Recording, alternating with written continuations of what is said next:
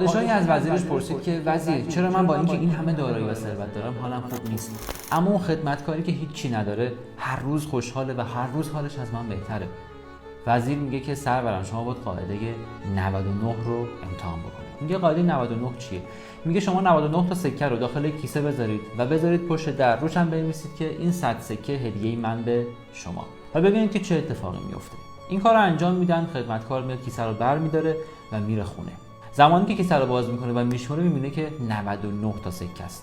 فکر میکنه که تو راه که داشته میومده یک دونه سکه رو گم کرده و تا صبح با کل خانواده دنبال اون یه دونه سکه میگردن.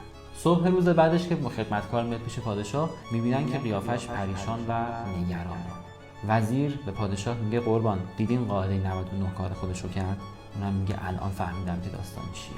این خدمتکار ما تا اون لحظه هیچی نداشت و زمانی که این 99 تا سکه هم بهش رسید، به جای اینکه به خاطر اون 99 تا خوشحال باشه و شکرگزار باشه، به خاطر اون یک دونه ناراحت و پریشان بود. این داستان زندگی خیلی از ما هست. کلی نعمت همین الان در حال حاضر داریم ولی بهشون بی اهمیتی. نعمت هایی که چه بسا آرزوی خیلی های دیگه است اما برای ما بدیهیه و دنبال اون یک دونه ایم که یا شاید گمش کردیم یا هنوز به دستش نیاوردیم.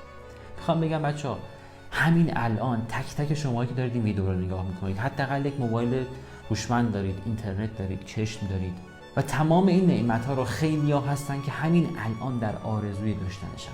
لطفاً از چیزایی که دارید قدردان باشید تا به اون چیزایی هم که ندارید